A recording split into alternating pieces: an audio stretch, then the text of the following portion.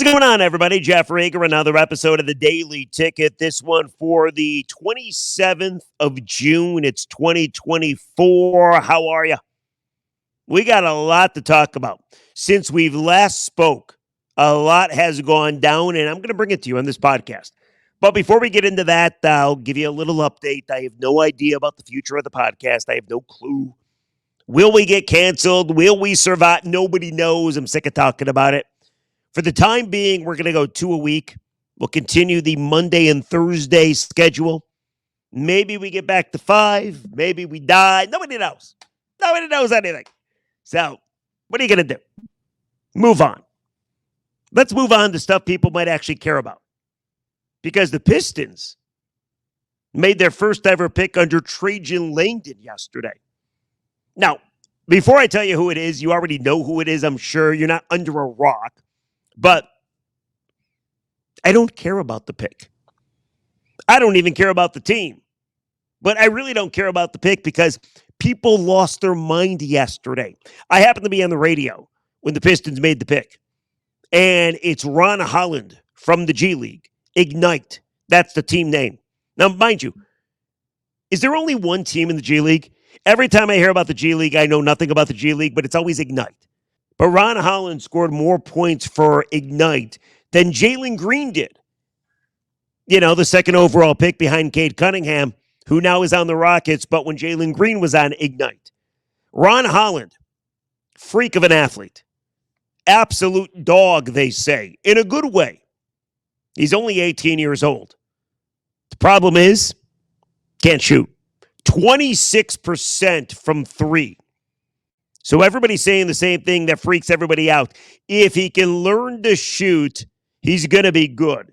Kind of gives you Killian Hayes vibes, doesn't it?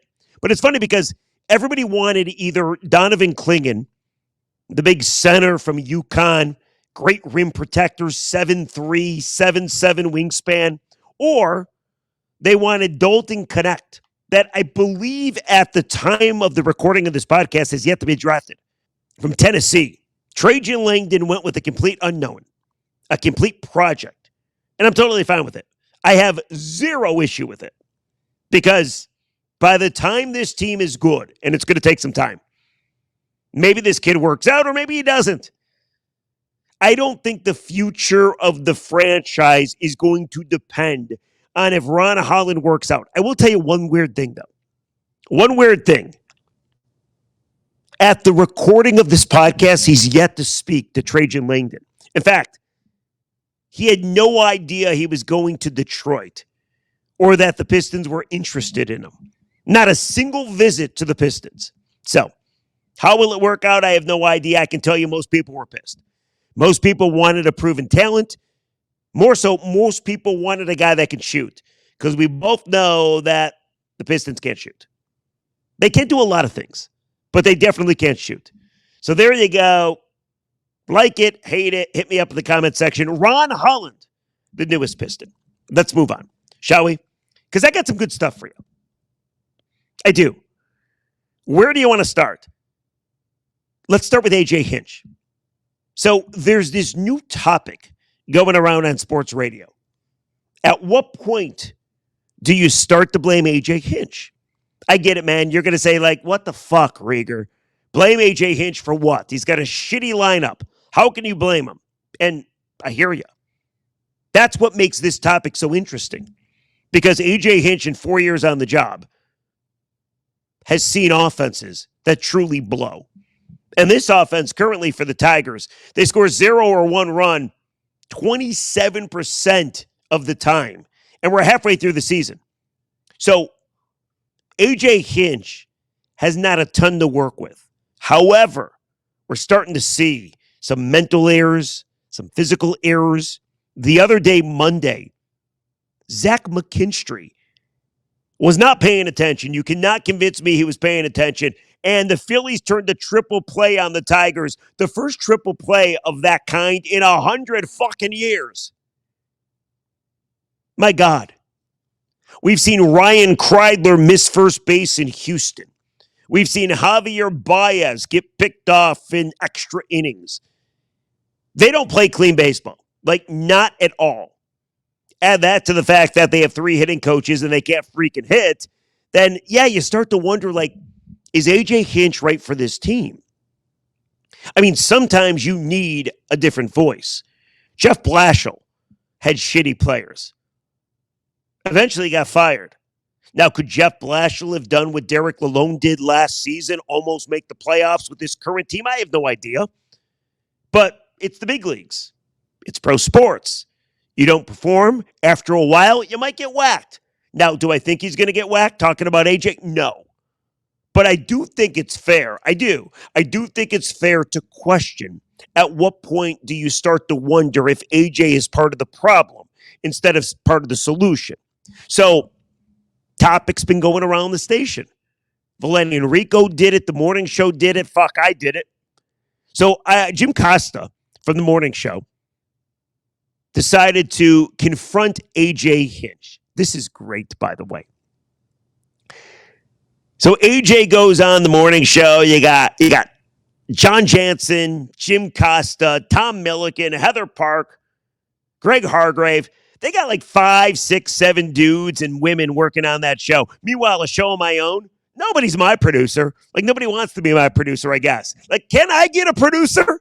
But anyway, I regress.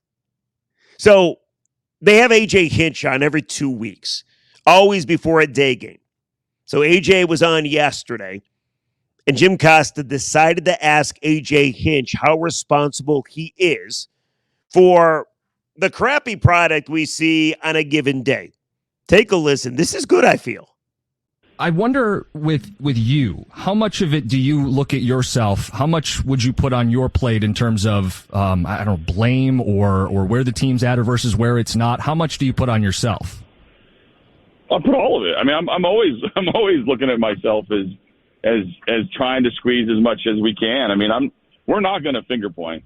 So like, I know like today's society and the atmosphere is like, you know, behead those that are involved if you're not doing perfectly. But I think it's all important. We all are accountable. Like there's a ton of things that I'm trying to check myself on and see if I'm doing everything that I can. If I expect my players to do that, like why wouldn't I do that? Like, that's absurd to point fingers at anybody other than yourself, and then you can start to break down the rest of the team. But that I wouldn't see it any other way. Do you think you're doing a good job? Well, of course. I think I'm doing my best. Like we're all trying to do. I don't know what kind of question that is. Like, no, I just mean like the evaluation, right? Like I don't know. I mean, do you have moments where you're like I don't. Okay. No, go ahead. Like I mean, quite honestly, that's kind of a crazy question. We're all trying to do. Are you doing your best on this show? Some segments are better than others. I'll be honest with you. Yeah, exactly. Yeah. I think that's part of like all of us have that feeling. So, I mean, I'm not trying to get conversational with you. I'm just trying to say, like, if you go to anybody in their job, are you doing a good job? You're doing your best. Well, like, we're trying to do our best. Maybe if I ask it a little differently, your 4th season, we look to see signs of progress from players. We look to see signs of progress from the organization. We aren't seeing maybe as much as we wanted. And I wonder, just from your standpoint, do you feel like I don't know, we're going to get back to the same question here, but do you feel like when we look at mistakes in the field and base running blunders and, you know, maybe the lack of development from the position players, does that reflect on you? And you would say, yes, you're the manager. So I think we've asked and answered that, but that's all I was trying to get hard. at. Right. Yeah. We are all doing our part. Listen, we can go at a different time and talk about the progress of players. And like, I think you're talking about wins. Sure. Because if you're talking about progress of players, like Riley Green's developing into a pretty good player. Wenzel Perez has come up and done very well. Cole Keith has been one of the more productive second basemen in baseball since May. Tarik Skubal's turned into a monster. Like, I'm not going to come on and like go through every single player. We need to translate that to wins better, but I think Matt Vierling's doing pretty well. There's progress. I think you're talking about wins, and that's, you know, kind of not necessarily the development of players. All right, so I thought it was a good back and forth, didn't you? And obviously AJ Hinch got just a tad annoyed by the question, are you doing your best, by Jim Costa. Now, I got to be honest, I talk to AJ every now and then. I go to a lot of the press conferences. I go to a lot of the games. I ask AJ questions. I've never heard AJ sound like that. He was caught off guard. His voice squeaked a little bit. It's kind of funny a little bit too. But it was interesting, the conversation that followed. It went from is it fair to question AJ Hinch as a manager for this team? And by the way, of course it's fair. The team is a train wreck. But it went from that question to, was that a fair follow-up by Jim Costa? Because a lot of people, believe it or not, including my radio partner, Wojo, we played the cut, what you just heard, we talked about it. A lot of people thought Jim was trying a gotcha question on AJ Hinch. Now, me personally, I have zero issue with the question. I think it's a good question. Now, people will say, well, how do you think he should handle that? How do you think he can answer that? You can't answer that question. I mean, yeah, you can. Are you doing a good job? What do you think? I think Jim obviously wasn't satisfied with what AJ had already provided. So he decided to maybe try to scratch another layer out of it. I got no issue with it at all. Now, I think we all know what the truth is. AJ Hinch, if he's being honest, probably would tell you Scott Harris hasn't given me anybody. Like, you try to win with this team, but we know he's not going to throw his boss under the bus. But was that a fair question? The part where he said, are you doing a good job? I have zero issue with it.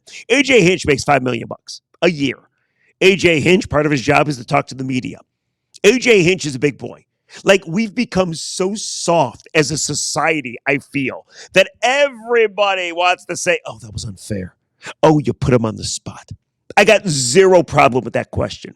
If you don't ask the question, you don't get a response. Sometimes you get yourself a really good response. Sometimes you don't. And by the way, confrontation, moments being just a little contentious, not the worst thing in the world. And you heard it, not that big of a deal. But was that an appropriate, fair follow-up question? The first caller I heard, as I was mowing my lawn listening to the morning show yesterday, sounded like this. Take a listen to this. Livonia, you want to react to AJ? You're on 97.1. Greg, Jim, are you doing a good job? Jim, are you doing a good job nowadays? Do you feel like? I thought our 7:35 today wasn't very good, but I think we're on the right track now. What's up? No, yeah, I know what you're doing. In all reality, you can't answer that question, can you? Because I might have an opinion. I don't think you're doing a good job asking these questions when it comes to the interviews. Here's why. AJ Hinch is not the one that's making the decisions on whether we should sign a bet or not. When we all decide that we should sign a bet. So in reality, asking that question when you know that he can't answer the question but without rolling his boss under the bus, probably is not a good idea in the first place, let alone, it's not, listen, Jim, we like you. You're a good kid. We're not trying to say anything, but you're younger, man. You don't have the experience of saying, you're acting like a keyboard hero who's trying to like ask aggressive questions to get clickbait. And that's not right, man. It's not right to get clickbait. Hey, get the viewers going. People want to listen in on these tough questions that we're asking. You have time to do the same thing, too. You have to build a relationship. You have to tell them, hey, listen. By the way, I don't know why he wants to bring me into this, but he's talking about me, Jeff. Yeah, apparently he had a problem with the questions I asked Tom Gores. But let's continue, shall we? Given what's going on, this is the net. Overall, how would you judge the seasons that you've had so far? How would you judge your career? And then allow him to answer those questions. But to just jump in and ask that question, and you said, "Hey, well, it was a follow-up.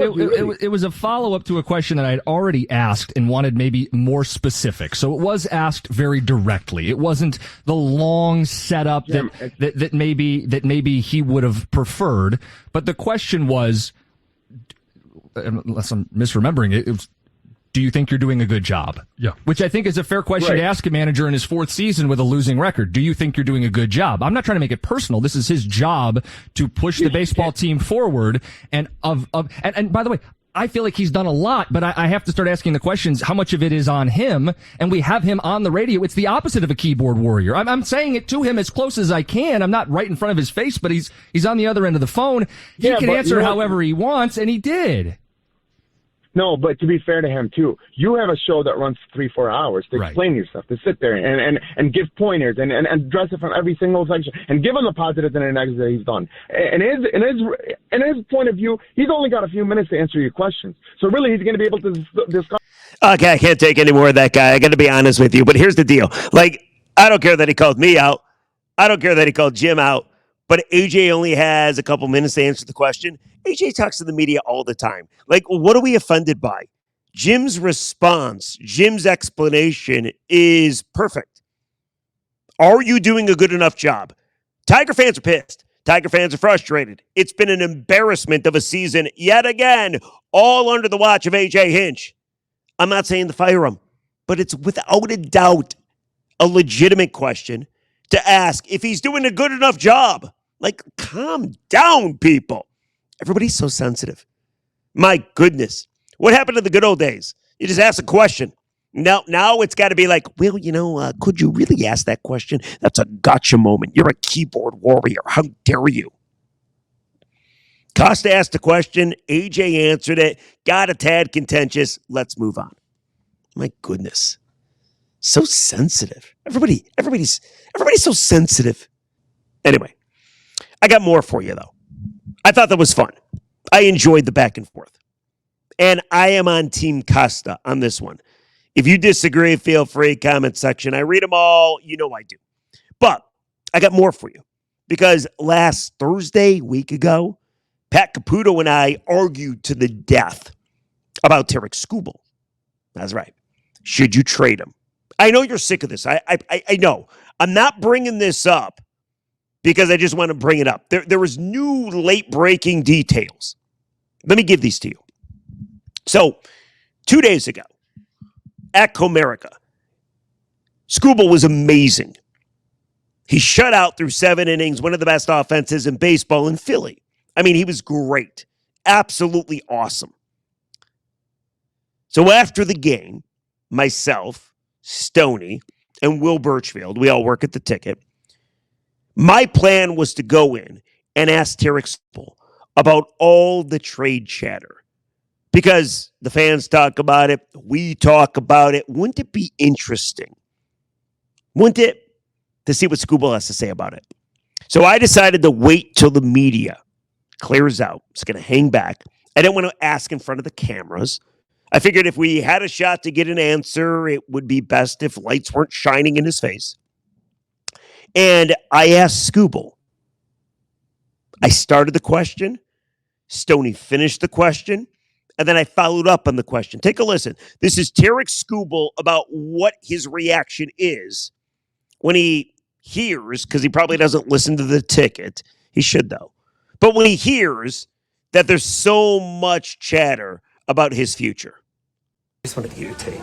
The debate is raging on sports radio about your future. We all know your contract and everything. And everybody has opinions. Like, what goes through your mind when you hear so many people say, like, well, just discuss What are the opinions? That they should trade you because your value is so high. And by the time you become a free agent, the team won't be ready, and the team needs bats and things like that. It's an interesting dynamic. Sure. That shouldn't really impact me. Right. You know, that's literally above my pay grade. I don't make those decisions, so I'm going to go out there and play and compete and try to win ball games. So that's kind of what I think about it. Gotcha. Would you be happy to sign a long-term contract if they approach you? Have they approached you? I'm focused on what I'm doing right now. You know, that's kind of how I'm going to answer those questions, I think. You know, I like to keep business, you know, private, not as public, so. Gotcha. That's why you write Scott those checks, right? Yeah, that's my agent's job, so. All right, so he's not talking about it. It was essentially a no comment. It's what I expected. I had to ask the question. Stoney helped. It was interesting, right? No big deal. However, there was one thing he didn't say. I'm not trying to make a big deal about this, I swear. I'm not trying to stir the pot. I'm not trying to start a controversy. But usually when you ask an athlete in whatever city if he wants to stay, if he wants to get traded, talk about his future, they all say the same thing. I love Detroit. I love the city I pitch in. I love the city I play in. Skubal didn't say any of that. Now, I'm not saying he doesn't love Detroit. I'm not. But I thought that was a little weird. It was a strange omission. Maybe he wants to leave. Hell, I don't know. They're not going to compete for the next couple of years. Like Scott Harris went on a podcast with Dan Dickerson and Jason Benetti the other day. It's called Have a Seat. And he talked about the Tigers. Now, it would have been nice if he came on local radio. Would have been nice if he talked to the local media, because even though Benetti and Dickerson do a great job, they're like team play-by-play guys. So, you know, it's not going to be real. It's a really soft landing spot for Harris. But Harris reiterated, without getting too much into it, timeline does not match Skubal's.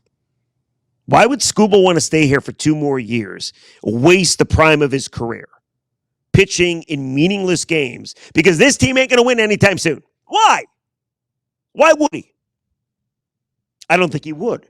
But that doesn't mean he hates Detroit, and that doesn't mean he's going to be traded. However, I promised you a new wrinkle, a new development, because after I asked, and we asked Tarik Skubal that question, this came out. Now, this is from Lynn Henning. So it's not me. It's not like us guys on the ticket looking to stir it up. Lynn Henning used to be a columnist, used to cover the Tigers, and he's not even saying this himself. He's quoting Jim Bowden, who used to be an executive, a GM himself, now works for MLB Radio. Take a listen to this. This is from Lynn Henning.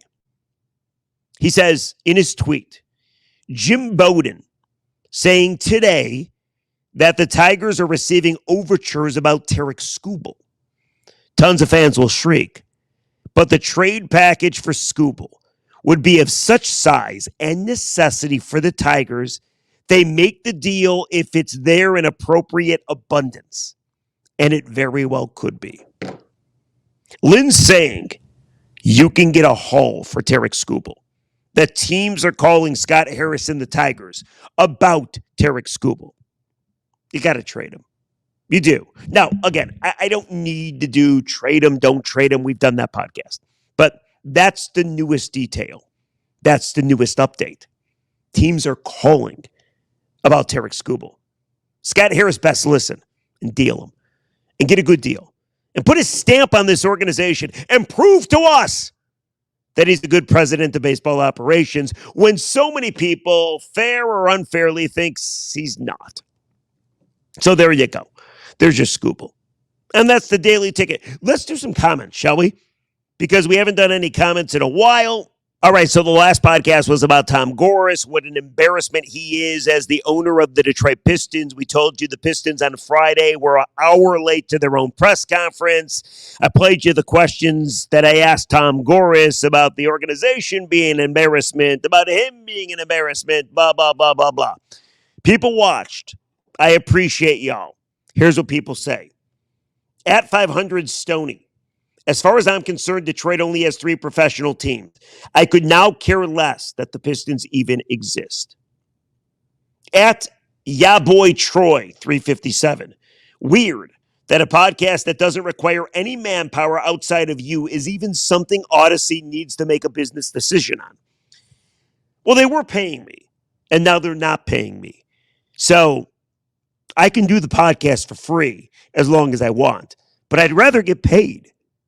So I guess I was making too much and not returning their investment. I don't know. I wasn't making that much to begin with, so I don't know what to tell you. But I hear you. I'm happy to do the podcast, but I like a paycheck for it. That's okay, right? I'm allowed to say that. At Rigged Reality 420. It speaks to the absolute clown that is Tom Gores. And as long as he's the owner, they will never get anywhere. They are worse than the Fords could have ever been. A lot of people believe that. At Huron 2010A, would have been better if Olive did the presser. That's right. My daughter did make an appearance on the last podcast. I would agree with you. My daughter's very entertaining and very cute and very awesome. Here's another one. At Scott JF8. If the ticket doesn't want to do it, start your own channel /podcast. We like hearing from you. Oh, thank you. Maybe I'll do that. I want to look into that. How do I get subscribers? Can I make a little money? I have no problem doing the podcast. I love doing it. But I can hire somebody to produce it. We can make it look better. Have a little studio. We can do it up. I'm not quite sure that's going to happen, but whatever. But thank you. I would like to stick around. I like that you enjoy it. Here's a couple more for you. Oh, how about this one? At Gen-AVE8547. This is a bad one towards me. Who cares? There's nothing to talk about, so you make up something that you know is irrelevant. Somebody responded. Tom Gores bot. Then that dude responded to that guy, said, you calling me a bot. And that's how it ended. Interesting. At Peter Bain Young says, bye, poop. That's right. That's what my daughter Olive said in the podcast. She called me poop. And then she made sure to clarify she wasn't calling you guys poop. She was calling me poop. It's very nice of her. How about one more? This one says, at user-TY5MD6KJ6P. Get over it. Whiners. That's all this BS is made for. Grow a pair and man up. And then somebody responded to that, ? Which I would agree with. I have no idea what that was about. Anyway, that's some of the comments. What about this podcast? What do you think about the Pistons' first ever pick under Trajan? Langdon also was the question Jim Costa asked to AJ Hinch out of bounds. Was it unfair? Let me know. Also, what do you think of the newest Skubal news? He didn't say he loved Detroit. And now Lynn Henning is saying, Jim Bowden is saying that the Tigers are taking a lot of offers for Skubal. A lot of teams want Tarik Skubal, a lefty that can dominate and help you win a World Series. So let me know what you think. We will catch you on Monday on the Daily Ticket. You guys rock as always. See ya. Have a good weekend.